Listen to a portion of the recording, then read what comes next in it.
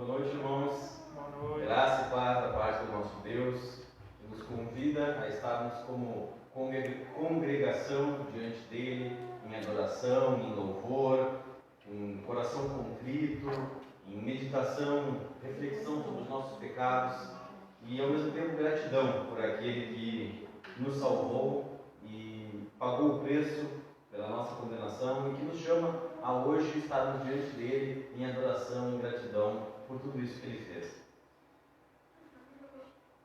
Iniciando com os nossos avisos, como de costume, antes de iniciar o nosso culto, eu botei um ponto de interrogação no nosso culto de adoração de domingo às 7h30, está meio escura a tela, mas dá para ver, por causa da questão da bandeira vermelha. Então nós tivemos agora o aviso no final dessa semana que o Santo Anjo vai voltar à bandeira vermelha. Voltou, na verdade, ele se enquadra novamente na bandeira vermelha. Mas nós não sabemos ainda o que o prefeito vai fazer com isso, se vai ser feito um lockdown total, com algumas medidas que vão ser impostas. E o município tem até terça, inclusive, o município pode recorrer dessa qualificação e terça que sai o enquadramento definitivo. Então hoje nós ainda fizemos culto presencial, mas nós não sabemos se seremos permitidos de fazer o nosso culto no próximo domingo, presencial aqui. Então, não tem como dizer ainda se vai ter o culto ou não. Vamos acompanhar no WhatsApp, que aí eu aviso vocês, dependendo do que acontecer ao longo da semana. Você avisa no grupo do WhatsApp ali. Ok? Iniciando então, irmãos, o nosso culto, propriamente dito, queria ler com vocês o nosso convite à adoração, que está em Isaías 2, que diz assim: nos últimos dias acontecerá que o monte da casa do Senhor será estabelecido no cimo dos montes, e se elevará sobre os outeiros, e para ele afluirão todos os povos. Irão muitas nações e dirão: vinde, subamos ao monte do Senhor e à casa do Deus de Jacó, para que nos ensine os seus caminhos e andemos pelas suas veredas. Porque de Sião sairá a lei e a palavra do Senhor de Jerusalém. Ele julgará entre os povos e corrigirá muitas nações. Estas converterão as suas espadas em reinas de arado e as suas lanças em podadeiras. Uma nação não levantará a espada contra outra nação, nem aprenderão mais a guerra. Vinde, ó casa de Jacó, e andemos na luz do Senhor. Eu trouxe esse texto para nós, de abertura à nossa adoração, porque ele começa com uma expressão que nós vamos ver na nossa meditação da nossa pregação, que é nos últimos dias. A gente vai ver muito essa expressão em vários dos profetas do Antigo Testamento. Nos últimos dias, naquele dia, o dia do Senhor, nos últimos séculos, o fim dos séculos. E todas essas expressões, como nós vemos nesse texto aqui, irmãos, e vamos ver também na nossa pregação, elas apontam justamente para o estabelecimento da igreja com o seu Messias. A igreja aguardava no Antigo Testamento a vinda do Messias, ela aguardava a vinda daquele que consertaria todas as coisas. E esses textos mostram que a igreja entende, e Paulo entendeu, e os escritores do Novo Testamento entenderam, que esse reinado já começou. Ele será plenamente estabelecido, ele será plenamente visto na segunda vinda de Cristo. Mas na primeira vinda, morte e ressurreição, esses últimos dias já começaram. Paulo fala que os últimos dias já começaram. Os escritores do Novo Testamento como um todo, Cristo, quando vem, diz: é chegado o reino de Deus. Então, esta casa do Senhor é a igreja de Cristo, estabelecida no cimo dos montes, como lugar de visibilidade, para ela afluindo os povos, não mais só os judeus, mas todos os povos vindo à igreja.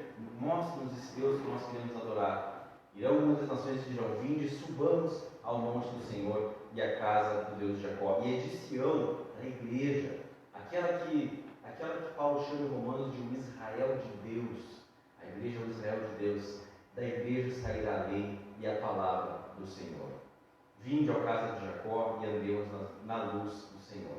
O que gloriosa é a igreja de Cristo, que nós temos a maravilhosa graça e bênção de fazer parte.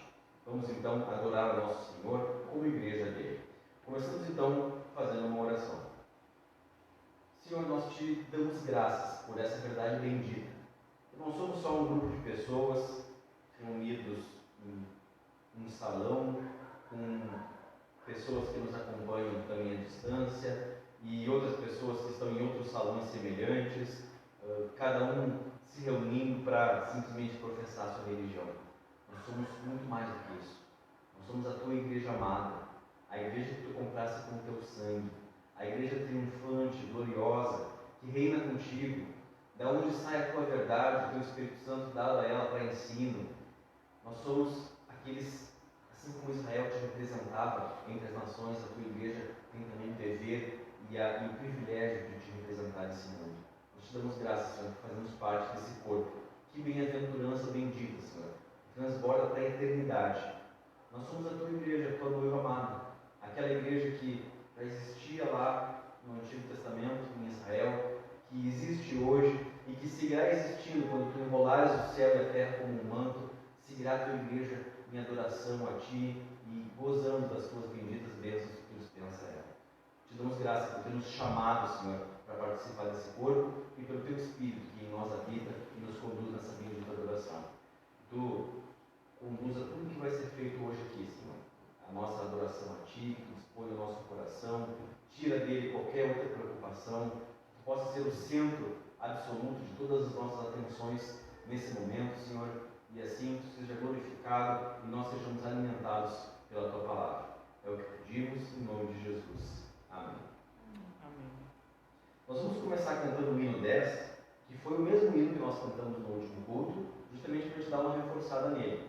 E novamente eu trouxe, a gente cantou ele não como hino, mas nas sessão dos cânticos no último culto.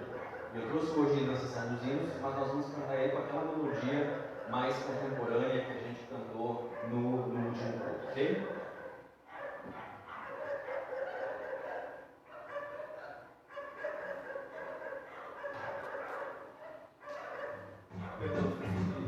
Perdão, esqueci de dizer aqui que você pegasse o binário de vocês, que não está binário. Botando o microfone mais perto de mim e falar mais alto que o pessoal estava pedindo aí na transmissão. Dá para aumentar um pouquinho o 2 para mim, amor? Quem não tiver binário pode pegar. Obrigado, acho bom. E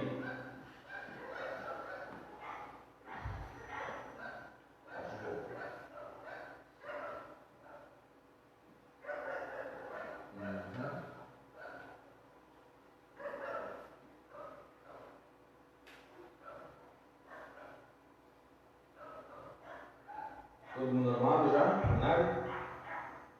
Tá baixo. Deixa eu falar mais alto, porque eu vou comunicar agora, senão vai dar a microfonia. Então vamos iniciar o nosso louvor.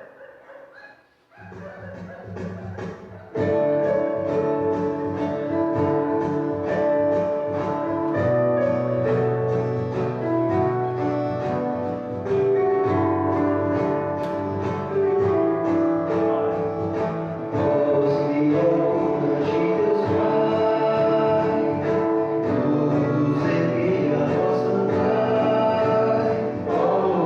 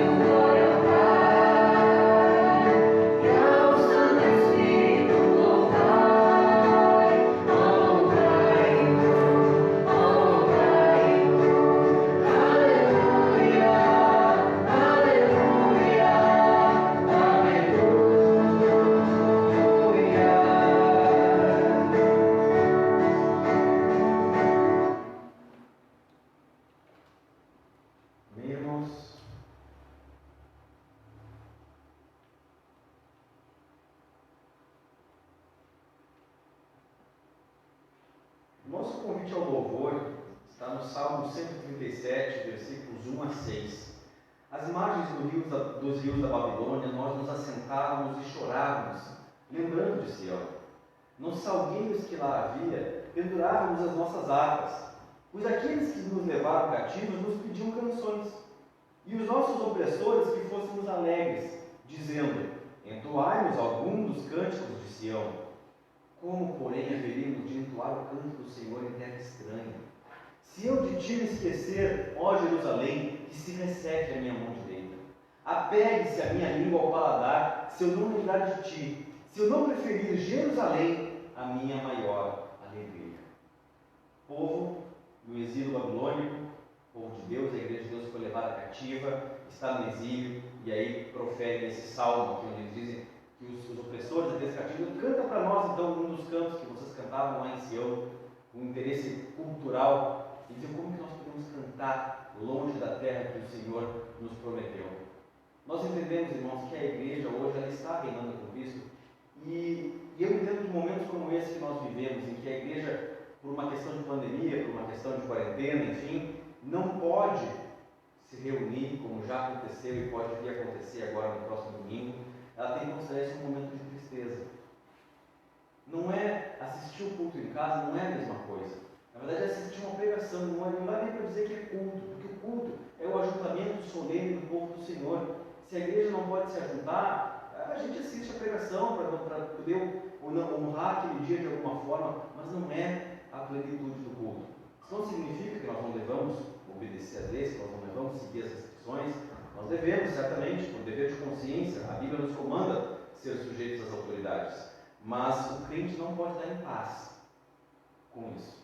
Vamos assistir o culto hoje. Não, o crente tem que estar sempre com essa sensação de: Senhor, até quando, Senhor? Até quando? Até quando? Aquele até quando do Antigo Testamento, na esperança de poder voltar e se reunir novamente. É assim que opera o coração do crente, é isso que nós devemos observar em nós. Então nós vamos cantar agora os cânticos espirituais como igreja reunida. Nós temos aqui a companhia de duas irmãs que são de outras denominações, mas são da mesma igreja de Cristo conosco, e que vão nos ajudar na condução do louvor hoje. Obrigado pela disposição de vocês, de estar conduzindo, participando conosco no fazer um louvor ao nosso Senhor. Muito obrigado e que Deus abençoe vocês.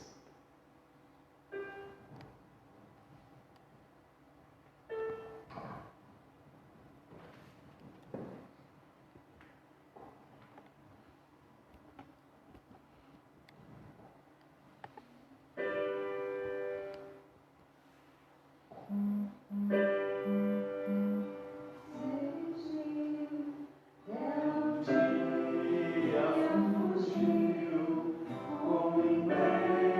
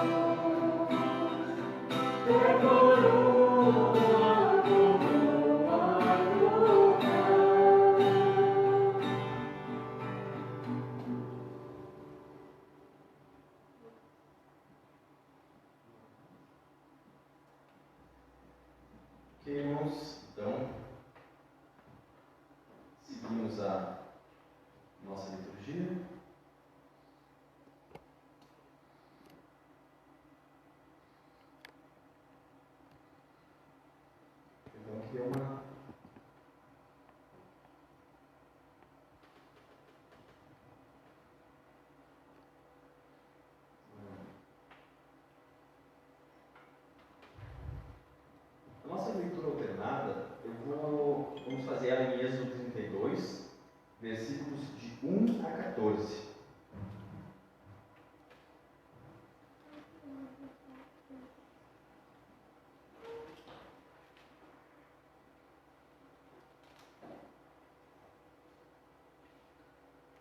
Êxodo 32, 1 a 14.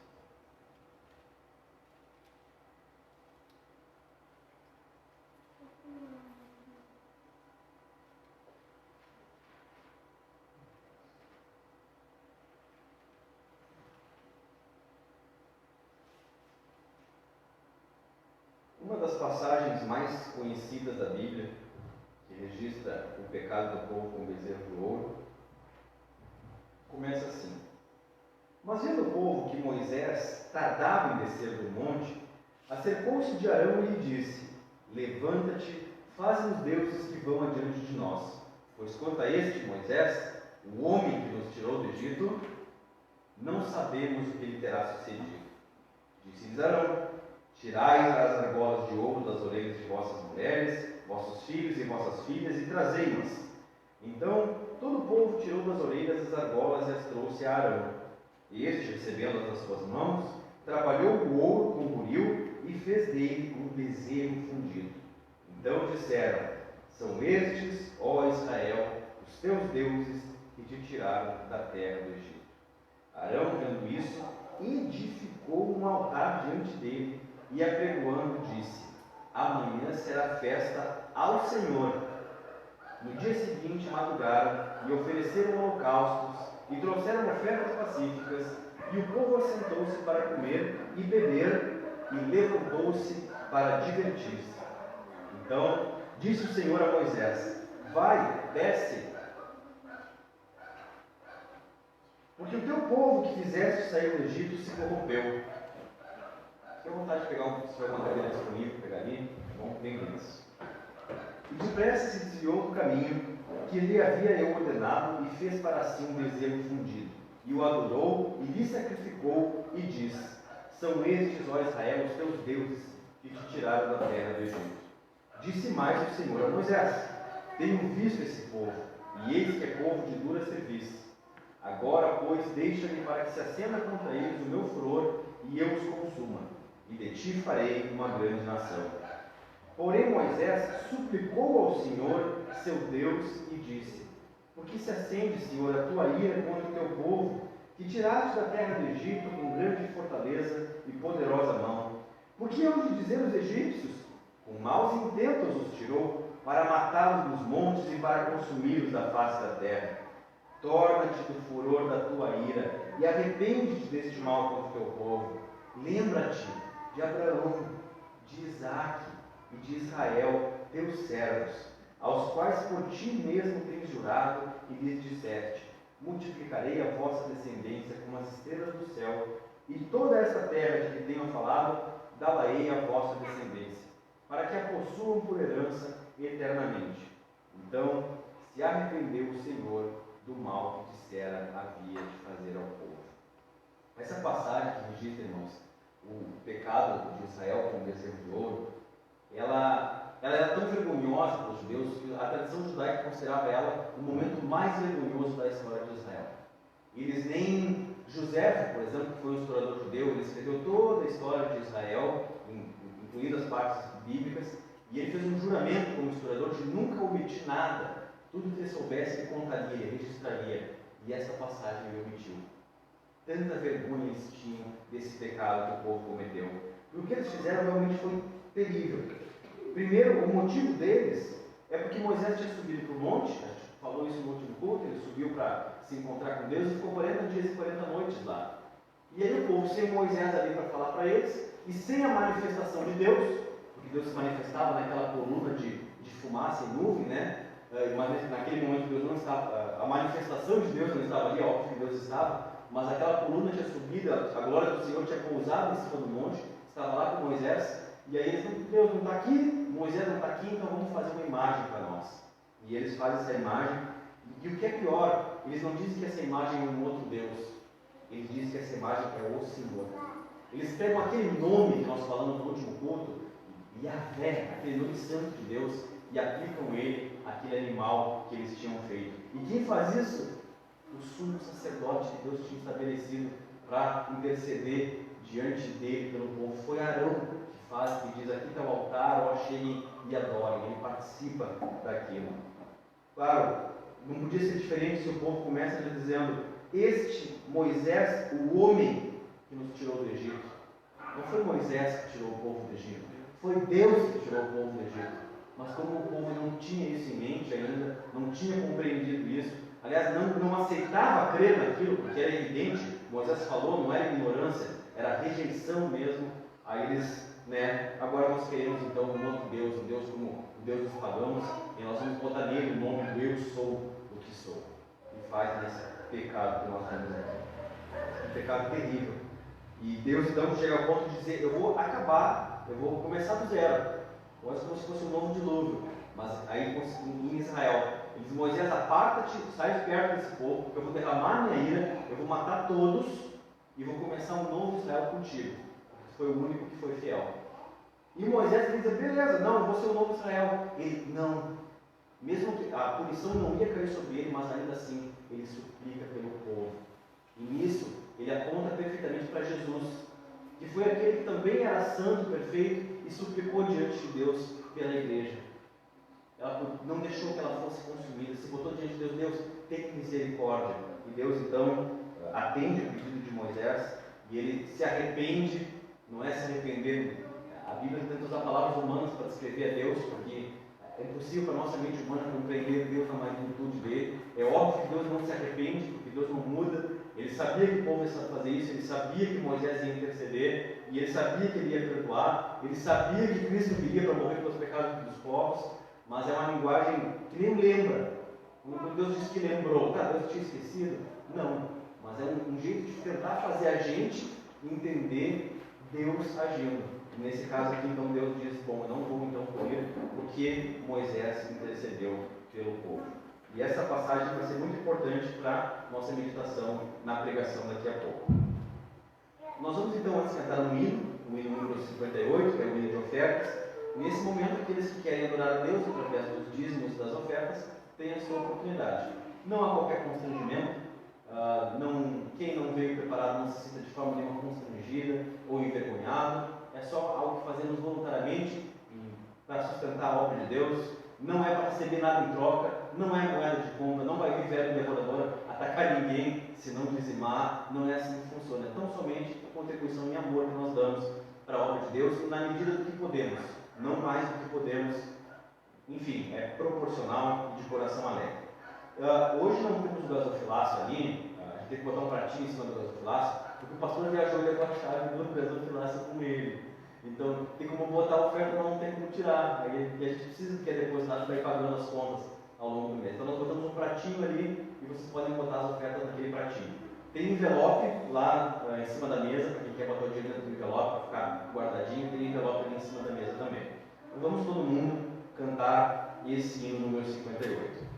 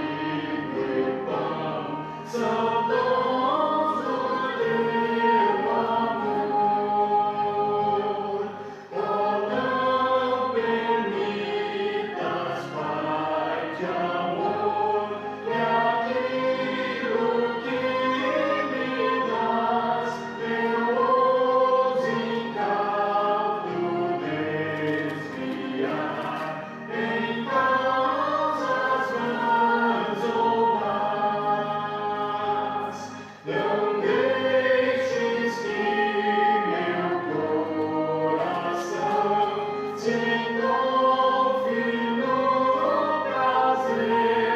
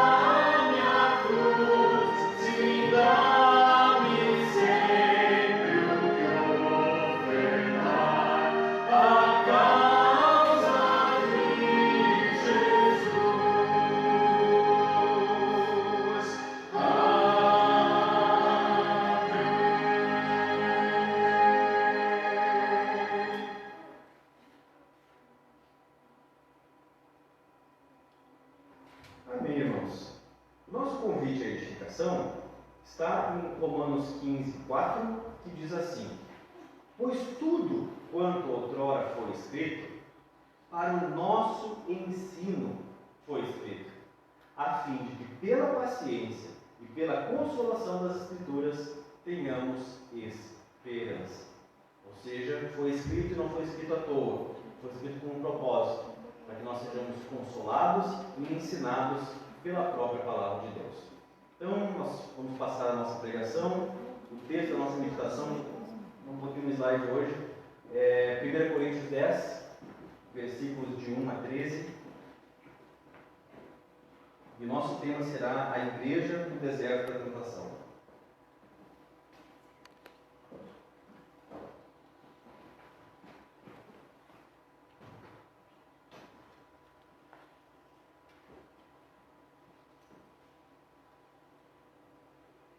Coríntios 10, de 1 a 13.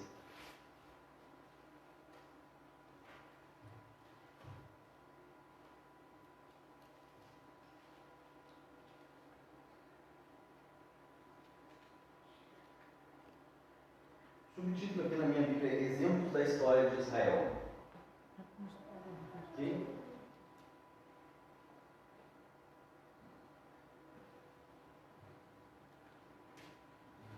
Esperamos um momento para fechar.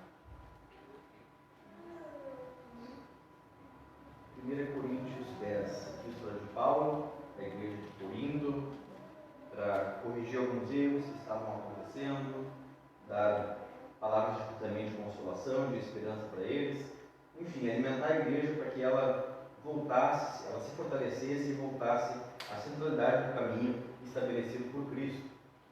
E ele vai começar dizendo: ora, irmãos, não quero que ignoreis que nossos pais estiveram sob a nuvem, e todos passaram pelo mar, tendo sido todos batizados, assim na nuvem como no mar. Com respeito a Moisés, todos eles comeram de um só manjar espiritual e beberam da mesma fonte espiritual, porque bebiam de uma pedra espiritual que os seguia, e a pedra era Cristo.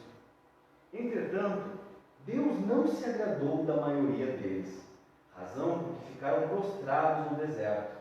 Ora, estas coisas se tornaram exemplos para nós, a fim de que não cobicemos as coisas más como eles cobiçam. Não vos façais, pois, idólatras, como alguns deles, porque está escrito: o povo assentou-se para comer e beber, e levantou-se para divertir-se. E não pratiquemos imoralidade, como alguns deles fizeram e caíram num só dia 23.000. Não ponhamos o Senhor à prova, como alguns deles fizeram e pereceram pelas mordeduras das serpentes. Nem murmureis, como alguns deles murmuraram e foram destruídos pelo exterminador. Estas coisas lhes sobrevieram como exemplos, e foram escritas para a advertência nossa, de nós outros, sobre quem os fins dos séculos têm chegado. Aquele, pois, que pensa estar de pé, veja que não caia. Não vos sobreveio tentação que não fosse humana, mas Deus é fiel, e não permitirá que sejais tentados além das vossas forças. Pelo contrário, juntamente com a tentação, vos proverá livramento, de sorte que a possais suportar. Jeff, pode desligar o guarda-chuva?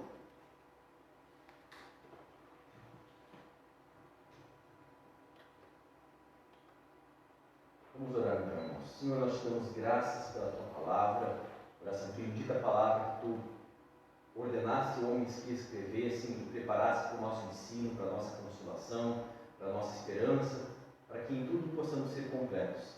Aqui estamos diante dela, Senhor, a tua igreja, as tuas ovelhas, o teu pasto, reunidas diante de ti, o único pastor verdadeiro. Dá, Senhor, a tuas ovelhas aquilo que eu não posso dar, que é o alimento espiritual que elas precisam.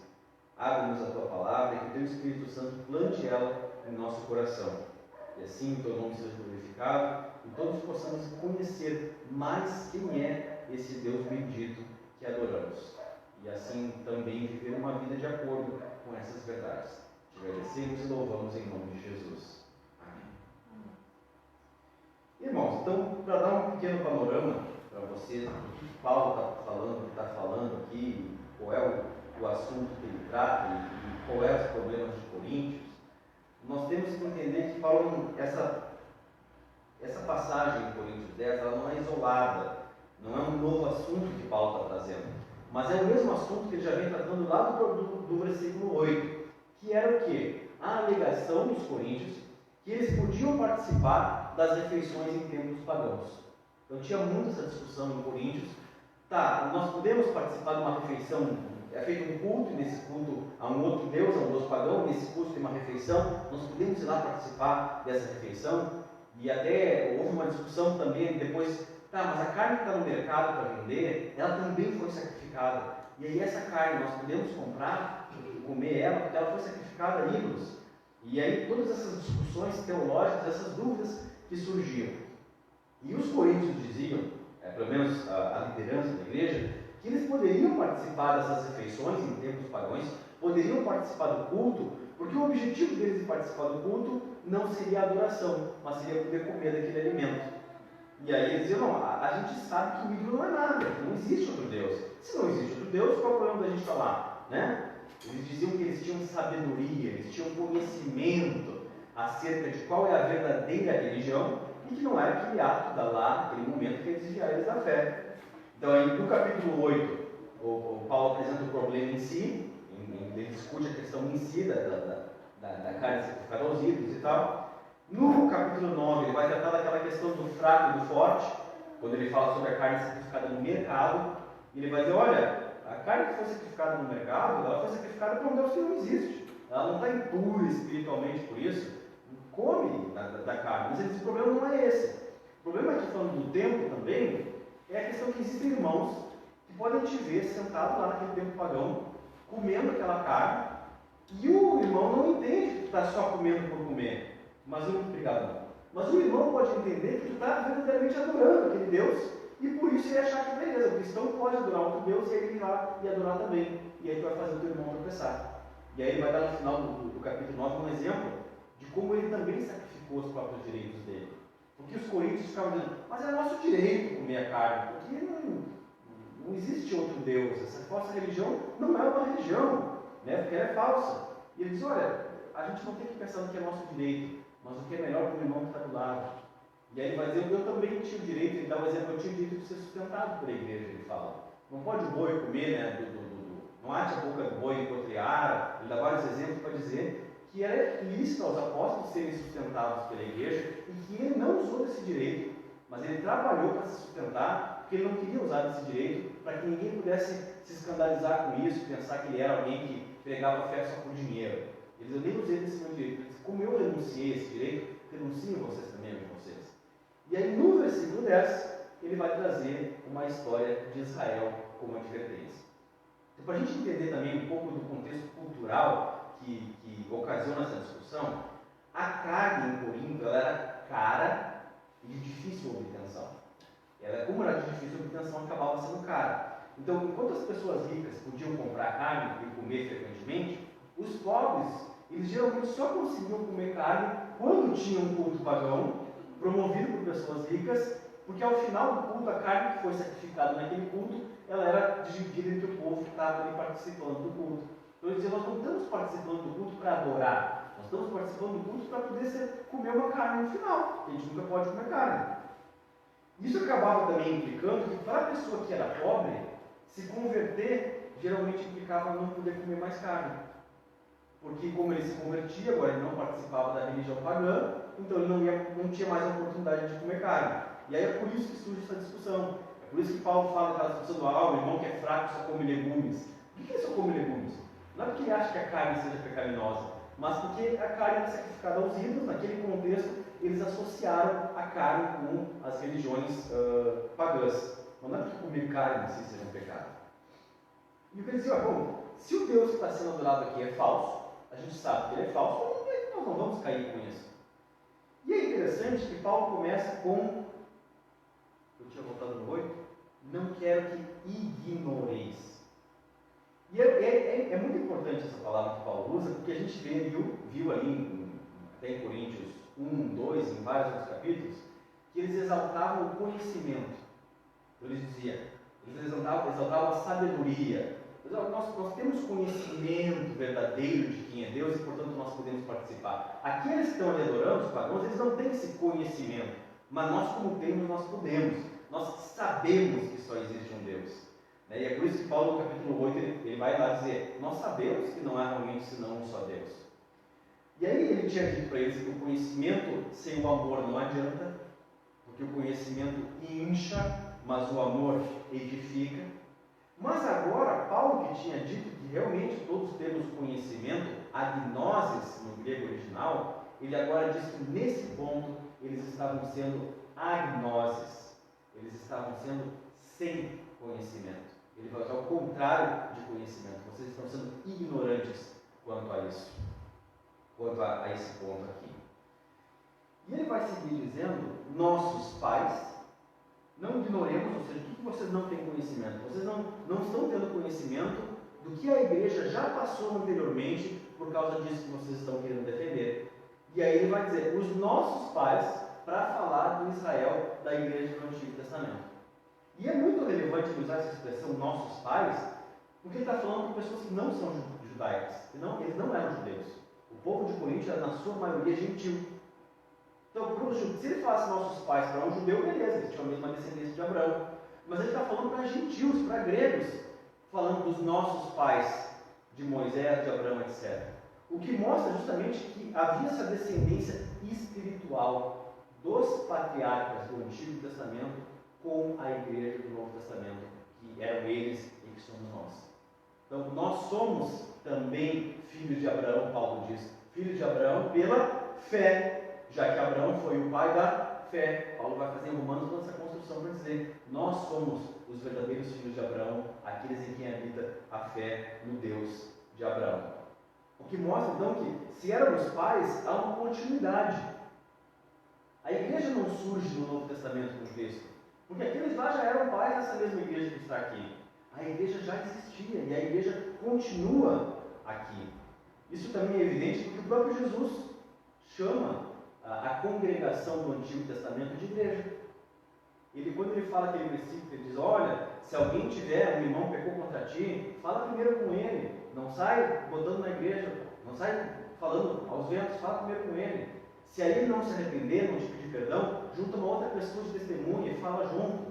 Se ainda assim ele não pedir perdão pelo pecado, aí leva ele diante da eclesia, Jesus diz lá no grego, ou seja, leva ele diante da igreja. E se ele não se arrepender, aí sim, então, considerem ele como alguém que não é da igreja, porque ele pecou, ofendeu alguém da igreja, não quer se arrepender do que fez e segue uma vida contra Cristo, então ele já não é mais cristão. Mas Cristo chama de igreja antes de existir a igreja nos moldes do Novo Testamento. Cristo estava vivo, Cristo não tinha morrido, não havia ainda a congregação como a gente conhece aqui hoje. Porque o que ele entende é que a igreja do Antigo Testamento era também a igreja dele. Moisés era só um servo dele trabalhando para ele, era um mordomo de Deus. Isso significa, irmãos, para nós, que nós devemos olhar também para a igreja do Antigo Testamento como um modelo para o nosso culto e para a nossa responsabilidade. Se vocês forem ver, na verdade, no Novo Testamento, nós temos poucos ditames, poucas regras de como a igreja deve ser. Nós não temos uma descrição exata de como deve acontecer o culto ou de como era feito. Nós não temos uma grande descrição. Nós temos algumas diretrizes. Elege presbíteros, homens sábios, piedosos, que possam presidir a congregação.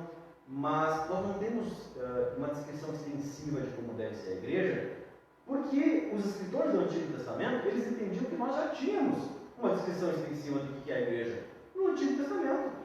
Eles entendiam que ela não estava surgindo agora, ela existia há milênios, aguardando a vinda do seu Messias. Ou seja, eles só precisavam escrever, tratar daquilo que estava mudando na igreja pela chegada do Messias. Então, por exemplo, os ritos de sacrifício, esses não precisavam mais ser feitos, porque o sacrifício perfeito já foi oferecido. Eles apontavam para o sacrifício de Cristo, o Messias veio, não era mais necessário. Um muro de separação No templo havia um muro que separava a área dos judeus e a área dos gentios. Os gentios não podiam passar. Eles todos adoravam a Deus, o gentio podia se converter e adorar a Deus, mas havia essa separação, ele ficava num lugar separado. E a Bíblia nos mostra que isso não fazia mais sentido, porque estava sendo inaugurada agora aquela era de ouro, aquela era áurea da igreja, descrita pelos profetas do Antigo Testamento, em que todas as nações ingressariam na igreja para adorar o Deus verdadeiro, que nem nós vimos ali no texto de Isaías. Então, aliás, as mudanças que são feitas na igreja de Antigo para Novo Testamento eram mudanças que já estavam profetizadas no Antigo Testamento. Já estava profetizado que as nações viriam, já estava profetizado que haveria um Messias que morreria pelos pecados do seu povo, e aí, óbvio, não seria mais necessário os sacrifícios dos animais. O próprio Cristo ele diz: eu não vim para revogar a lei, mas eu vim para cumprir ela. Ele veio para cumprir a lei, e só vai mudar então aquilo que expressamente estava profetizado que mudaria, e que Cristo, os outros escritores inspirados do Novo Testamento, dizem que está mudando. Aquilo que eles não falam, não mudou. Ou seja, por exemplo, os louvores. É necessário dizer no Novo Testamento que a igreja precisa cantar louvores? É dito, né, que falem uns com os outros com salmos, com hinos e cânticos espirituais. Mas precisaria ser dito isso? Não, porque a igreja do Antigo Testamento já adorava com louvor. É preciso dizer que a igreja tem que se ajuntar para adorar a Deus? Que tem que ser a igreja junta e não cada um na sua casa? Não, porque a igreja já era assim no Antigo Testamento, um ajuntamento solene de pessoas. Aliás, a palavra no grego usada para descrever igreja, ekklesia, significa literalmente ajuntamento com fins religiosos, congregação. É isso o significado da palavra. É uma palavra que o plural já está dentro dela própria. Entende? Então não tem como eu dizer que o povo não precisa se reunir para adorar a Deus, que isso não tem mais importância, porque isso distorce o significado da própria palavra igreja. E essa continuidade que a gente vê entre a igreja do Antigo Testamento e do Novo é o que faz com que tanto Jesus quanto Paulo e outros escritores da Bíblia, eles utilizam com tanta liberdade versículos que se aplicavam a Israel para falar da igreja, como Paulo faz aqui, pegando uma experiência de Israel para dar uma lição na igreja de Corinto. E aí Paulo vai dizer, então, o argumento básico de Paulo é: olha, vamos ver, vocês acham que podem então comer nesse tempo, participar dessa festividade pagã, porque no coração de vocês estão pensando, não, eu não estou fazendo isso para adorar, vocês acham que isso é possível? Ele vai dizer, bom, vamos ver então um momento em que a igreja de Israel pensou da mesma forma e o que aconteceu com ela. Então ele começa, o argumento básico dele: eles eram igreja também. Porque os coríntios podiam dizer, não, mas aqui Israel era Israel, né? Nós somos a igreja de Cristo, nós temos mais força, nós podemos ir lá e não pecar. Ele pode dizer, mas eles também eram igreja. E não só eram igreja, mas eles também tinham sacramentos. O que é sacramento? Sacramento é um ato visual que manifesta a graça. Então, no Antigo Testamento, nós tínhamos vários: a circuncisão, os rituais que eram feitos, de oferecer incenso, as ofertas de libação, tinha toda uma prescrição: o animal tem que ser assim, assado, derrama azeite por cima. Todos esses rituais eram sacramentos. O sacrifício de expiação era um sacramento. E eles tinham sacramentos também. Mas é interessante que Paulo não vai nos sacramentos reais, naqueles que eram o sacramento mesmo, para fazer um argumento dizendo, olha, eles tinham sacramentos. Porque o povo-alvo da epístola, lembra, não eram judeus, não estavam familiarizados com os sacramentos reais. Ele vai para uma passagem muito conhecida, até daqueles que não seriam judeus, que é esse momento do pecado com o bezerro de ouro. E o que ele quer fazer não é uma exegese estrita, uma interpretação estrita do Antigo Testamento, mas ele quer fazer uma analogia. Ele vai usar uma linguagem de metáfora, uma linguagem metafórica dessa ocorrência que aconteceu no Antigo Testamento, para fazer uma demonstração, para fazer uma exortação para eles. Então ele vai dizer, olha, vocês foram batizados? Vocês estão pensando que vocês são batizados, não pode acontecer de vocês caírem? Vocês foram batizados? Eles também foram. Aliás, foram batizados na nuvem e no mar, com respeito a Moisés. O que significa esse na nuvem como no mar? A nuvem da glória de Deus, aquela que pairava sobre o povo e inclusive protegia eles do sol por onde eles iam. A Bíblia diz que de noite, de dia, a nuvem da glória de Deus protegia eles do calor do sol, e de dia ele iluminava para que eles pudessem enxergar para onde estavam indo. Essa é a nuvem que está falando. E o mar é o mar que Deus abre para que os judeus possam atravessar quando estão fugindo do faraó, estão fugindo dos egípcios. E aí o que ele diz, gente, eles não foram batizados de verdade, ele não foi um ato de batismo, o que mostra que Paulo está usando uma linguagem metafórica aqui. Eles dizem, vocês foram batizados, mas eles passaram por algo semelhante ao batismo muito maior, seria, vamos dizer, porque foi na nuvem da glória de Deus, e no mar que o próprio Deus dividiu. Então eles também foram batizados por vocês. E é interessante Paulo usar a palavra batizados para falar aqui, porque isso vai nos ajudar a interpretar até como é que é o batismo. Eles foram mergulhados dentro do mar?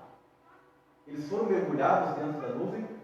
Ou apenas algumas gotas daquela água que estava ao redor revolta que chegou até eles? Ou apenas alguma parte da glória de Deus que incidiu sobre eles, mas eles não foram mergulhados nela? No versículo 5 ele vai seguir falando de mais um sacramento. Vai dizer, olha, todos eles comeram de um só manjar espiritual e beberam da mesma fonte espiritual. Que sacramento que Paulo está apontando aqui? Ao falar em comer e beber, está falando da ceia do Senhor. Está fazendo um paralelo com a ceia do Senhor. Então, ele fala que eles comeram de um manjar espiritual também e beberam de uma fonte espiritual também, assim como nós participamos de um alimento espiritual na ceia. E a palavra espiritual aqui é no sentido porque vinha de Deus, que é espírito, e que foi provida através de um milagre, milagrosamente. Não é que ela fosse alguma coisa mística, metafísica, algo do tipo.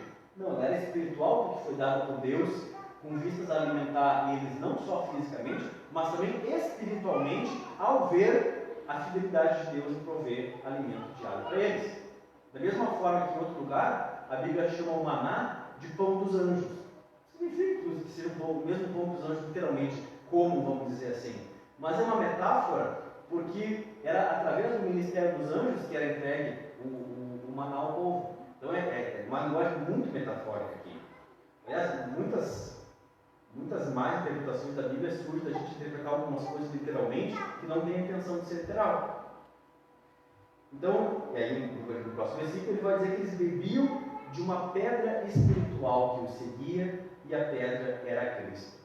É interessante essa expressão aqui, uma pedra que os seguia. Paulo aqui ele pode estar aludindo a uma tradição judaica que foi escrita pelos judeus, de que aquela pedra que saiu água para dar para os judeus, ela era uma pedra que ia rolando junto com o povo, e que quando eles paravam no lugar, a pedra rolava para dentro do templo que entrava, e ali provia água para aqueles que necessitavam. Como é que eles desenvolveram isso? Por quê? Na Bíblia tem a menção de uma rocha, que é no início do período que Israel vagou, em Êxodo 17, quando eles primeira vez que eles precisam de água, e tem uma outra menção dessa pedra no final, em Números 20, no final da peregrinação deles. Aí a pergunta natural mas como é que eles obtiveram água entre esses lugares? Pô, já se feriu a rocha aqui, beleza, saiu água. Mas agora quando o povo foi para lá, como é que tinha água lá? E aí a resposta deles foi, então a rocha deve ter ido seguindo eles. Foi a interpretação que eles fizeram. Daí a pergunta Paulo está dizendo que é isso mesmo? Paulo estava chancelando essa tradição judaica? Não necessariamente, porque, de novo, a linguagem de Paulo aqui ela é absolutamente metafórica. E o foco central não é a pedra. Assim como eles não foram, por exemplo, literalmente batizados no mar, nem o manjar era literalmente algo só espiritual, porque senão não alimentaria, não podia ser comido por um corpo físico. Mas o foco dele é Jesus Cristo como um cumprimento perfeito daquelas sombras, daqueles tipos que estavam representados no maná, na água que saía da rocha e na própria rocha. Então, como diz um comentarista, Paulo não está pensando aqui numa rocha material que segue o povo, ou num poço móvel, mas na fonte divina de água que viajava com eles. A fonte divina que era o próprio Deus. Para ele, a rocha que nos abastece tem um sentido não físico, mas espiritual. Isso faz sentido com toda a linguagem de Paulo que fala em manjar espiritual e fonte espiritual. Ele fala que é uma fonte espiritual. Então, o que interessa aqui não é o meio pelo qual a água foi fornecida, mas o fato de que aonde eles iam, eles tinham água. A provisão de Deus acompanhava eles, não faltava água, porque o Deus que dava água, esse sim, certamente ia continuamente com eles, por onde eles andavam. E Deus, na verdade, principalmente naquela passagem lá da pedra, da rocha lá, Deus se identifica várias vezes na Bíblia como a rocha do povo dele. Eu sou a rocha, Deus diz várias vezes. Então, o importante, é por isso também que Paulo vai dizer, como a gente leu aqui, que a rocha era Cristo.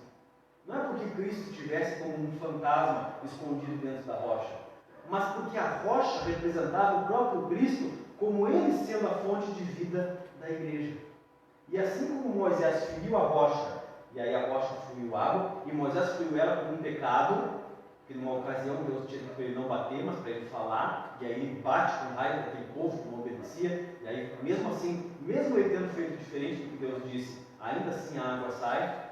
Da mesma forma, Cristo é ferido pelos nossos pecados na cruz, e dele flui vida para nós. Esse é o sentido do que Paulo está querendo dizer. Isso é o sentido da água viva que Cristo fornece para a igreja.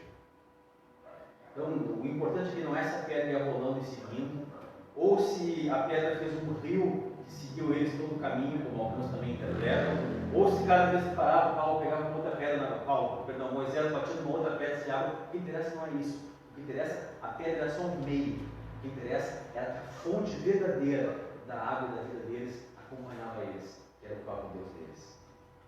E mais que isso, irmãos, a provisão da água de Deus no deserto dependia da mediação de Cristo. Porque a Bíblia nos fala que só existe um mediador entre Deus e os homens, Jesus Cristo. Moisés não era um mediador. Moisés era um tipo, uma sombra do mediador. Era um servo, era um mordomo do mediador. Mas só existe um mediador entre Deus e os homens.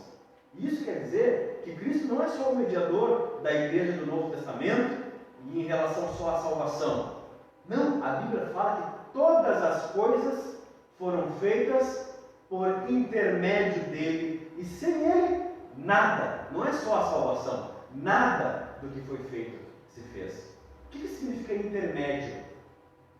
Intermédio é aquele que fica no meio, que se posiciona no meio entre dois. É aquele que media. No direito a gente tem o mediador. Quando dois países estão em guerra, às vezes se enviam mediadores, aqueles que vão negociar a paz. Então Cristo é aquele, se ele é o intermediador de todas as coisas, ele é aquele que se coloca no meio para Deus fazer a criação. Ele é o mediador da graça de Deus fluindo à humanidade. Então não só a nossa salvação. Jesus é o mediador de todos os atos do Pai na humanidade, inclusive a própria criação. Porque a criação também é graça. A criação também é misericórdia. Adão merecia existir, mesmo antes de pecar. O ser humano pode exigir algo de Deus. Deus tinha obrigação de criar Adão ou de criar cada um de nós? Deus não tinha obrigação nenhuma de criar ninguém. No momento que Ele cria, nós já estamos recebendo misericórdia. Porque Ele não é obrigado a isso, Ele faz por amor. Se é um favor que nós não merecemos, já é graça. E onde há graça na Bíblia, há a mediação do Filho de Deus. E é por isso, irmãos, que é dito do Filho e não do Pai, que Ele sustenta todas as coisas pela palavra do seu poder, como a gente viu em Hebreus 1, conversamos no último culto. A palavra do poder dele significa que toda a existência, toda a realidade, todo o universo depende continuamente da mediação do Filho de Deus para ser sustentado e para existir. E é por isso que nós vamos ter versículos como 2 Coríntios 5,19 dizendo: Deus estava em Cristo reconciliando consigo o mundo. Não é reconciliando os salvos, não é reconciliando a igreja, mas reconciliando o mundo consigo próprio.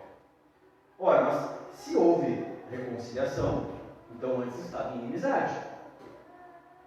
Se diz que o mundo, que a realidade está sendo reconciliada com o Pai em Cristo, então antes havia uma inimizade. Mas é por que Deus, então, se existiu uma inimizade entre Deus e a criação, porque a criação pecou contra Ele, por que Deus não deu cabo dos inimigos dele? Como ele diz na Bíblia que faz, como Deus muitas vezes se apresenta como aquele que derrota os seus inimigos. Porque o Pai olhava para frente, entre aspas. Deus não precisa olhar para o futuro ou passado, porque ele está fora do tempo. Mas também usando uma linguagem metafórica que nem Paulo usou, Deus olhava para frente, para o momento em que seu filho morreria, para a reconciliação dos seus inimigos, e assim tratava esses inimigos não como inimigos, mas como amigos e com amor.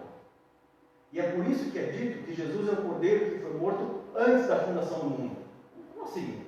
Se ele foi morto naquele momento específico, lá naquele dia.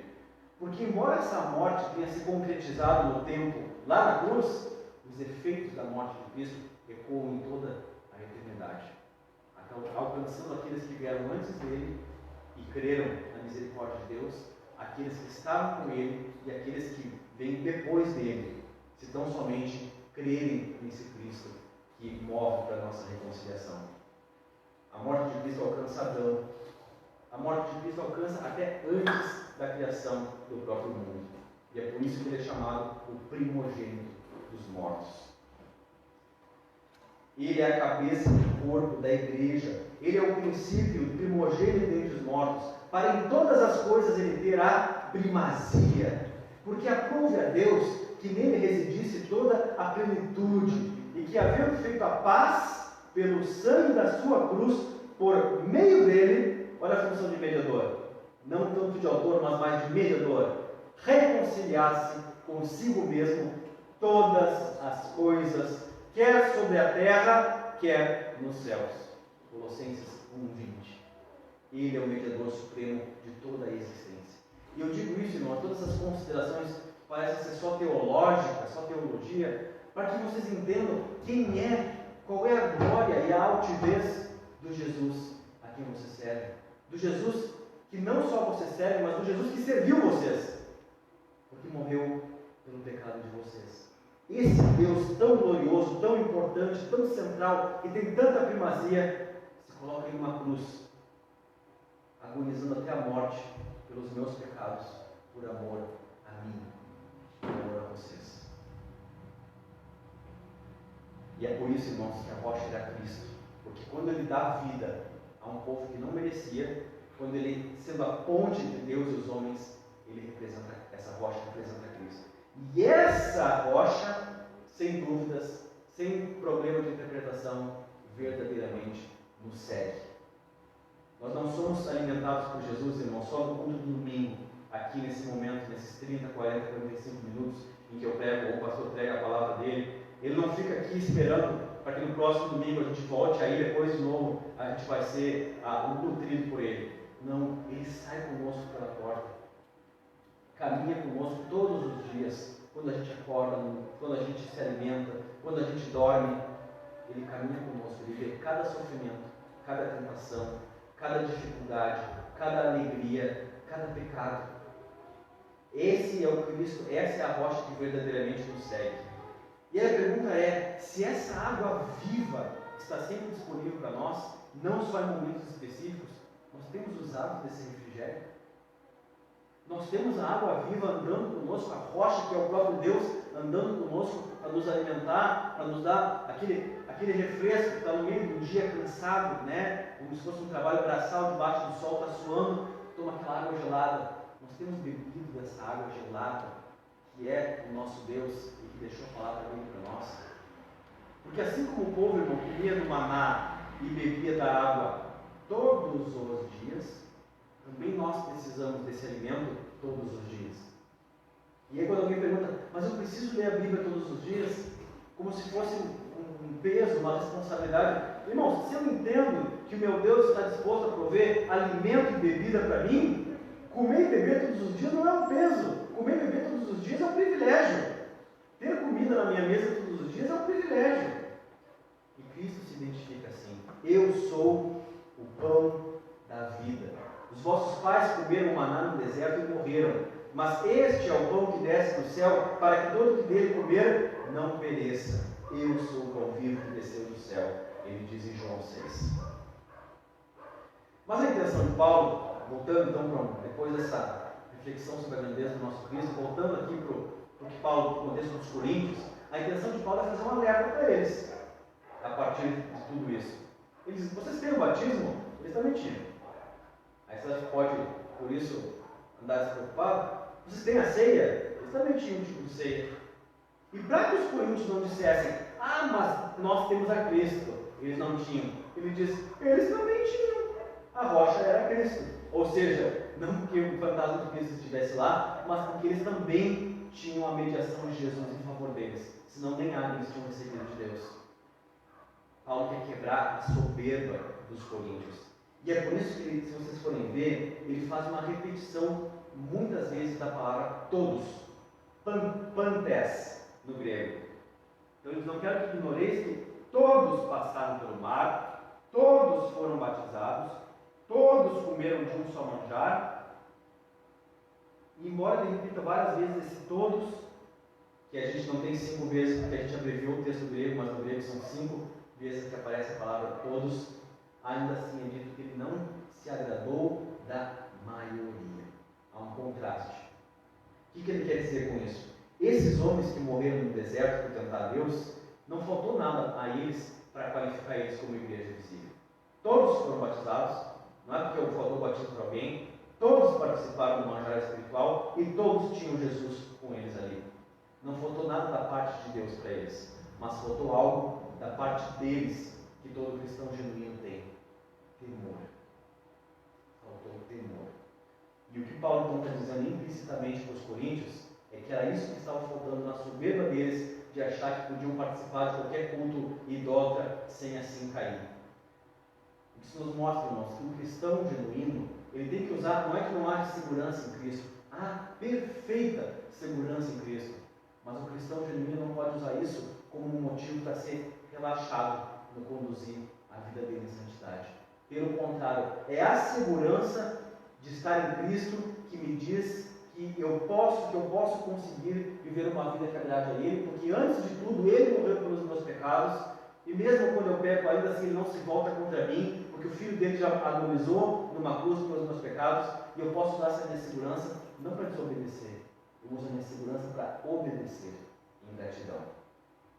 E é por isso que Paulo está dizendo para eles isso daqui. Olha, eles tinham tudo o que vocês têm, a segurança que vocês têm, eles também tinham. Mas o problema deles foi que eles cobiçaram as coisas más. Ele vai dizer que essas coisas são um exemplo para nós não cobiçar. O que é cobiçar? É desejar algo proibido, desejar algo que não se deve. Como Adão e Eva. Tinha todas as árvores do jardim, uma miríade de frutas dos mais diversos sabores, mas eles cobiçaram a que Deus disse que não era para pegar. E ele chama de mal. Ele diz cobiçar as coisas más. E quando ele faz isso, ele vai no âmago da questão. Por que vocês querem participar de uma refeição num templo idólatra? Porque mesmo que vocês não estejam indo lá para idolatrar, é um fato que aquilo é mal. É um fato que aquilo que está sendo feito é mal. E qual a razão de vocês querem participar de algo mal? Não é nenhum motivo nobre, mas é cobiça. Cobiça pela carne. Não é que eles tivessem fome. A igreja tinha um sistema de divisão de alimentos e de rendas para caso alguém precisasse, que é de dar inveja de nós, a ética que eles tinham com os pobres. Não faltava alimento se alguém estivesse na igreja de Cristo. Eles não estavam com fome, mas eles queriam carne. Então, assim como no capítulo 8, Paulo diz que eles estão colocando a cobiça deles acima do amor ao irmão, porque então vão fazer o irmão tropeçar. Aqui eles estão dizendo aqui ele está dizendo que eles estão botando a cobiça deles acima do amor a Deus.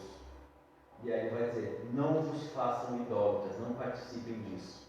E ele vai mencionar 3 ocasiões que a igreja do Antigo Testamento pecou e que se relacionam de alguma forma com comida e com cobiça. Pode não ficar claro, mas quando a gente olha para trás a gente percebe. A primeira ocasião que ele fala é essa que a gente leu em Êxodo 32. O povo assentou-se para comer e beber e levantou-se para divertir-se. É a ocasião do bezerro de ouro. Eles tinham um Deus que se manifestava visivelmente só em algumas ocasiões e que agora estava lá com Moisés. Moisés tinha sumido e eles queriam ter um Deus que nem um dos outros povos, um Deus que eles pudessem tocar, um Deus que eles pudessem olhar. Eles cobiçaram algo que não devia. E começou um banquete. Fizeram uma refeição, levantaram-se dessa refeição e foram adorar um falso Deus. O outro exemplo dele, no versículo 8, perdão, irmãos. E não pratiquemos imoralidade, como alguns deles fizeram, e caíram no dia 23.000. Paulo está falando aqui de um relato, de uma coisa que aconteceu lá em Números 25, que é o pecado da congregação com as filhas dos moabitas. Os judeus só deveriam casar-se com outros judeus, com mulheres dentro do povo de Israel, porque isso simbolizava a necessidade de separação do povo, de santidade do povo. Eles não eram para tomar as mulheres de outros povos, porque essas mulheres iam induzir eles a serviço de outros povos. E Salomão está o exemplo perfeito disso. E aí eles pecam em tomar essas mulheres que não deviam tomar.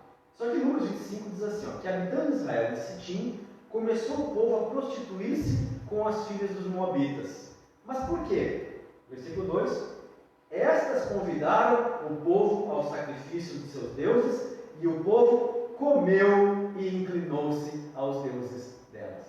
Então as filhas dos moabitas convidam eles para comer, para participar daquela refeição, que era idólatra, e a partir disso eles começam a adorar os deuses das moabitas também. E de novo, cobiça. De Israel tinha mulher. Se o cara queria casar, tinha mulher em Israel. Vai, casa com uma mulher de Israel. Mas não, tinha as mulheres de moabitas, porque eram mais bonitas, porque, enfim, eles cobiçaram o que não deviam. Aquelas mulheres certamente se portavam de forma muito mais imprudente, mostravam mais. Por quê? Porque não tinha um padrão ético que Deus tinha estabelecido para Israel. Os cultos pagãos, eles frequentemente eram feitos com prostituição. Algo tratado ao longo da história comum. Inclusive, uma das coisas que Israel faz depois com o tempo, quando eles pecam até Deus enviar um exército para castigar eles botam uma cortina numa parte do templo, dentro do templo de Deus, botam uma cortina, ok? E aí dentro daquela cortina o cara podia ir com a mulher, e ali eles tinham uma relação sexual que era para adorar um Deus, um outro Deus. Então o templo se tornou um lugar de adoração ao Deus de Israel, entre aspas, eles achavam que estavam adorando o Deus de Israel, mas a outros deuses, e faziam isso por meio do sexo. Então Israel tinha mulher, não precisava ir buscar mulheres moabitas. E o terceiro exemplo que ele vai dar, ele vai dizer: não ponhamos o Senhor à prova, como alguns fizeram, e pereceram pelas mordeduras das serpentes. E aí, aqui ele está falando de Números 21, quando diz assim: o povo falou contra Deus e contra Moisés: por que nos fizeste subir do Egito, para que morramos nesse deserto, onde não há pão nem água? E nossa alma tem fastio deste pão vil. Em outras palavras, nós não aguentamos mais comer esse maná nojento que tu nos deu. Eles consideraram aquele pão dos anjos, aquela comida certamente saborosa, que tinha um gosto semelhante a mel, na Bíblia. Eles consideraram: esse pão fastio, nós queremos carne. E aí Deus envia uma praga, umas serpentes que atacam o povo. Então, de novo, uma terceira ocasião que o pecado está relacionado de alguma forma com a comida e com a cobiça, que é o que os coríntios estavam fazendo. Os coríntios não queriam a comida que Deus oferecia para eles, queriam a carne dos templos idólatras. Ou seja, o problema não estava na carne, a carne não era errado, o problema estava na cobiça do coração. E é interessante que ele fala para não pôr o Senhor à prova, e a nossa Bíblia traduz como Senhor, mas no grego não é Senhor, diz aqui, no grego é Cristo. Não é Kyrios, que seria o Senhor, é Christos. Ou seja, não ponhamos Cristo à prova como eles puseram Cristo à prova. Isso é uma identificação de Jesus com Deus. Porque lá no relato, quando a gente vai ler Números, quem é dito que eles puseram à prova, que eles provocaram, que eles desafiaram, é o Yahvé, é o Deus de Jeová, é aquele Deus, o eu sou, que a gente viu no último ponto. E aqui ele disse que na verdade o que eles estavam provocando era a Cristo. Porque aqui ele faz essa identificação. Cristo é aquele Yahvé do Antigo Testamento. Isso significa também que eles provocaram a Jesus. Por quê? Se estávamos obedecendo a Deus, por que diz que eles provocaram a Jesus se eles nem conheciam Jesus, entre aspas? Porque eles estavam reclamando da provisão de Deus, reclamando daquele pão vil que eles chamaram. E aquele pão vil só vinha a eles pela mediação de Cristo em conceder graça a eles, em conceder graça à humanidade. E mais, aquele pão representava o pão verdadeiro que viria do céu depois. Eles estavam duplamente blasfemando contra Jesus ao dizer isso. E a quarta ocasião que ele menciona é: nem murmureis, porque alguns murmuraram e foram destruídos pelo exterminador. Tem algumas discordâncias sobre qual passagem Paulo estaria falando aqui, porque ele não cita nada que seja muito expresso para a gente entender. Nem a anterior, porque a gente sabe que é aquela parte, porque fala das serpentes, ele fala do número dos que morreram, mas isso aqui Paulo não deixa claro. Mas a maioria dos teólogos entende que seria em Números 11, que é quando o povo também quer carne, eles reclamam que só tem pão e pedem carne, eles cobiçam pela carne, e então Deus também castiga eles através da morte de um número de alguns deles. E diz que Deus não se agradou dessa atitude deles. Não porque eles fossem crentes lutando contra o pecado, mas porque eles seguiram o caminho do pecado até o fim. Eles cobiçaram a carne, por cobiçar, murmuraram contra Deus, eles têm esse pão aqui todos os dias, por murmurar, participaram da refeição, da refeição partiram para a imoralidade, da imoralidade partiram para a idolatria e finalmente abandonaram o Deus deles. Tiago descreve muito bem esse processo quando ele diz: cada um é tentado pela sua própria cobiça, quando esta o atrai e seduz. E então a cobiça, depois de haver concebido, dá a luz ao pecado, e o pecado, uma vez consumado, gera a morte. Então Paulo olha para os coríntios, que estão focando no ato de comer, e ele não foca no ato de comer, mas que nem Cristo fazia quando vinham perguntar: e tal coisa pode fazer? E Cristo desviava o assunto para tratar das intenções do coração daquela pessoa. Paulo faz da mesma forma, e ele vai além do mero sentar e comer, para a cobiça deles, a cobiça pelos festivais idólatras, e avisa: parem enquanto é tempo, porque a cobiça não é inofensiva. Irmãos, a batalha contra o pecado, ela não começa no momento em que eu decido se vou fazer ou não. No momento em que se apresenta o pecado na minha frente, eu decido se vou fazer ou não. Começa na minha mente. Quando eu percebo a cobiça pelo que é mal surgindo dentro de mim. Aliás, começa até antes. Começa quando eu não alimentei a minha mente com aquilo que é bom, puro e agradável, seja isso que ocupe o vosso pensamento. Eu já não enchi a minha mente com aquilo que é de Cristo, com aquilo que é de Deus. E aquele ditado popular da mente vazia, oficina do diabo, não é enganoso, não. É verdade. Porque o nosso coração não é neutro. Ele já tem a tendência do que é mal. E se ele não for alimentado com a palavra de Deus, ele vai para o mal. E esse é o alerta de Paulo. Coríntios, antes de olhar se é lícito ou não comer essa carne, se perguntem por que vocês estão cobiçando tanto essa carne e não se contentando com a comida que Deus lhes dá. O reino de Deus não é comida nem bebida, não é isso central. Por que vocês estão se preocupando tanto com isso? Paulo diz para eles. E ele vai dizer: estas coisas, a história de Israel ali, lhes sobrevieram como exemplos e foram escritas para a advertência nossa de nós outros. Exemplo aqui no grego é literalmente tipo. A gente fala em teologia dos tipos de Cristo. Eu percebo que eu falo muito para vocês sobre os tipos de Cristo e eu nunca expliquei o que significa a palavra tipo. Talvez não fique muito claro. Tipo significa uma figura formada por uma pancada ou impressão. Esse é o significado literal da palavra no grego. Uma figura que é formada por uma impressão. Que nem a máquina tipográfica. Então, quando eu pego, por exemplo, tinha antigamente, né, aquela, eu não sei o termo técnico para usar, mas tem um metal com uma letra, um desenho de uma letra nele, e aquele metal desce em algum lugar e ele grava aquela letra naquele lugar. Ou quando vai gravar um selo com um sinete, né, eles faziam aquilo para selar a carta. O que eles faziam? Botavam uma cera mole e aí botavam aquela coisa em cima que marcava aquela cera com aquele símbolo. Isso que é tipo no grego. A marca da cera que fica. A letra desenhada no papel. A letra que fica no papel. A máquina tipográfica da imprensa, o tipo é a letra. Aquela outra parte que faz a impressão é o antitipo, é a substância.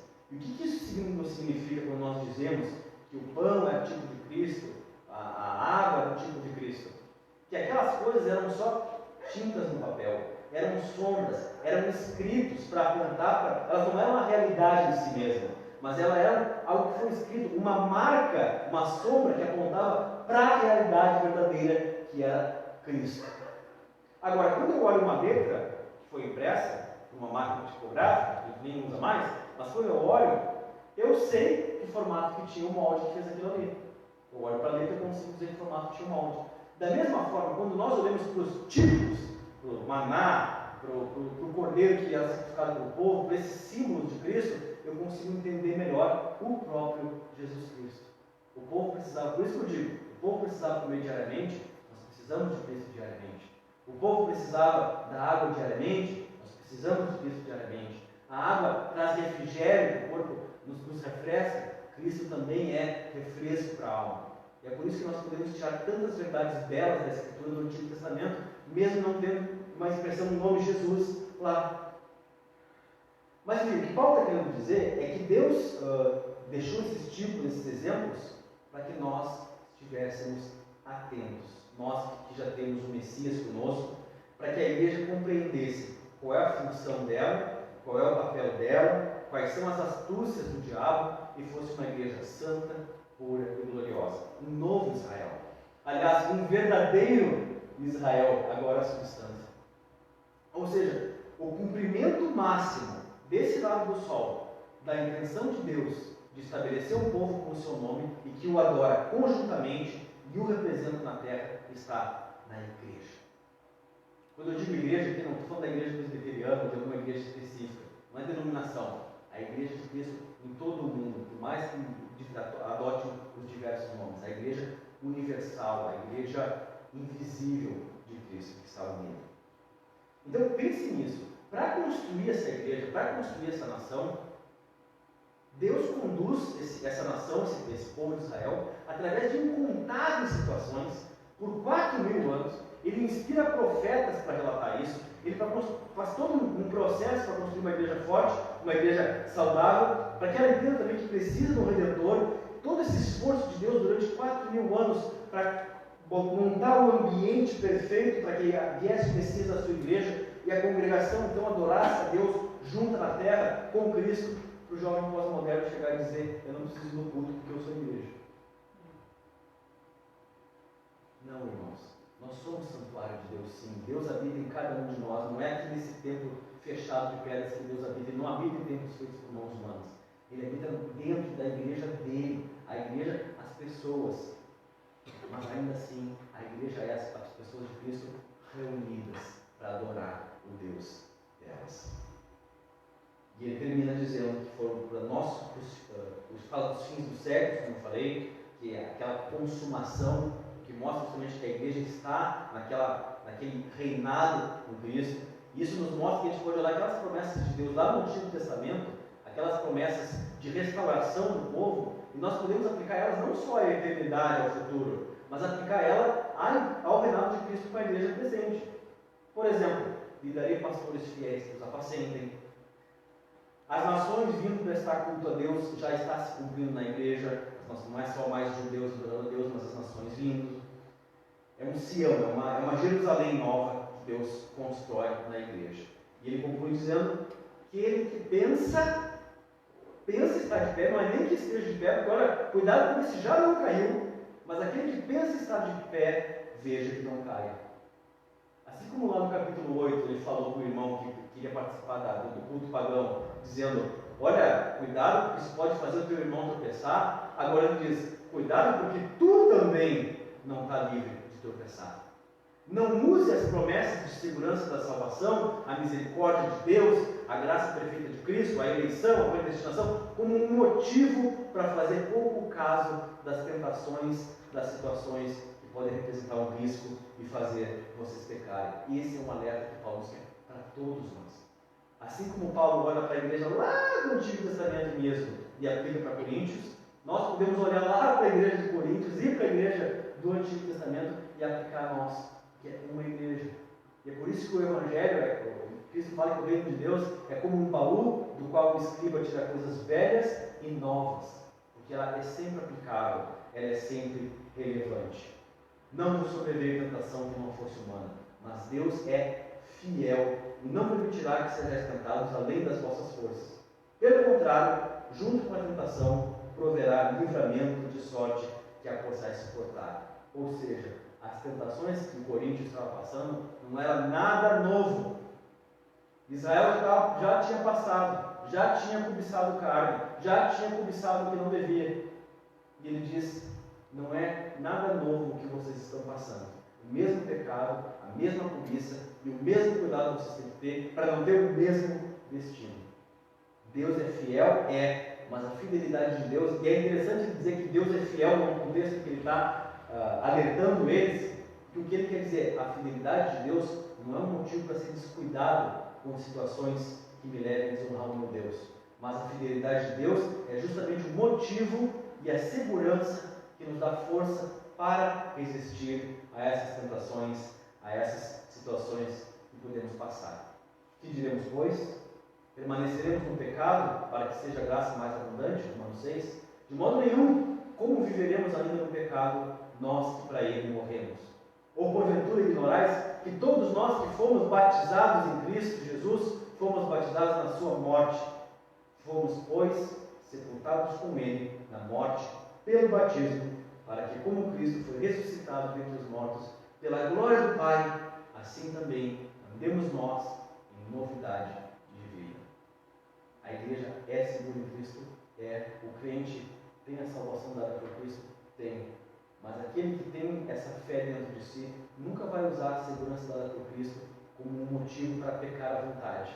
Pelo contrário, a segurança de Cristo é o que faz, depois que ele pecou e está sofrendo, e não queria ter feito aquilo, ele poder voltar a Deus e lembrar, não, eu estou seguro em Cristo, eu me arrependo, eu confesso meu pecado, eu sei que Cristo me recebe, porque não depende dos meus méritos, não depende de eu ser melhor que ninguém, depende não somente da graça e da fidelidade dele. Mas isso não anula que a Bíblia está cheia de advertências de nós não fazermos pouco caso do que é o pecado. Amém?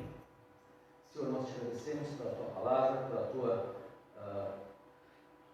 abundante graça conosco, porque tu não somente nos salvou da condenação do pecado, mas nos salvou também do poder, da escravidão do pecado, como tu dizes.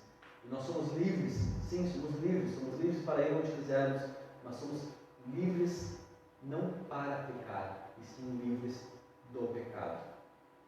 Ainda assim pecamos, Senhor, todos os dias, pecamos diariamente, muitas vezes pecamos e nem percebemos que pecamos, e nesse momento lembramos que o Senhor é fiel, que as suas promessas conosco permanecem, que o Filho de Deus morreu pelos nossos pecados, e assim novamente podemos, como ovelhas, como aquela uma ovelha da 99, que se distanciou e passou por todo tipo de situação indevida, podemos voltar, sermos limpos dos carrapatos, dos carrapichos, curadas e cansadas as feridas, e nos acolher novamente no colo do bom pastor, Senhor.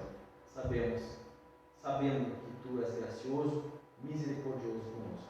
Ajuda-nos, Senhor, na nossa vida estarmos sempre atentos, não ignorarmos os desígnios de Satanás, não ignorarmos, Senhor, as tentações, não cedermos, Senhor, à cobiça, mas mantendo o centro do nosso coração em Ti. Nós te agradecemos e te louvamos. Pedimos que Tu nos conduza em segurança ao longo da nossa semana, em Ti, em nome de Jesus. Amém. Então, irmãos, sobre se vai ter o culto no próximo domingo ou não, estamos esperando o posicionamento definitivo do prefeito. A gente avisa ali no WhatsApp se vai ser presencial ou não, se vai ser feito aqui ou se vai ser, infelizmente, só transmitido. A gente sabe, o que a gente deseja é isso, é a congregação, é o ajuntamento solene, mas nós também sabemos que temos que nos sujeitar às autoridades e nem queremos, de forma nenhuma, arriscar qualquer pessoa, ok? Então, Deus abençoe vocês, conduza vocês em segurança. Vamos lembrar de orar por essa situação da pandemia. Tanto por aquilo que eu falei, por nós como igreja, nós sentimos falta de poder estar reunido, de poder estar se abraçado, de poder fazer um churrasco, de poder estar sempre na casa do pastor, como a gente estava. A gente sente falta do ajuntamento solene, que a gente pode acabar sendo de novo restringido, impedido de estar nele, mas não só pela gente, mas também por todas as outras pessoas que estão sofrendo com essa situação, não só diretamente pelo vírus, aqueles que morrem, aqueles que são infectados, como indiretamente, aqueles que têm empresas, que não sabem como é que vão conduzir os seus negócios, aqueles que estão passando todo tipo de dificuldade. Não é fácil o lockdown do jeito que é imposto assim, para aqueles que precisam tirar o seu sustento, o seu alimento no dia a dia. Um amigo que tem uma empresa sabe muito bem como é que é isso. Então, vamos orar por isso, para que essa situação volte à normalidade. Deus abençoe.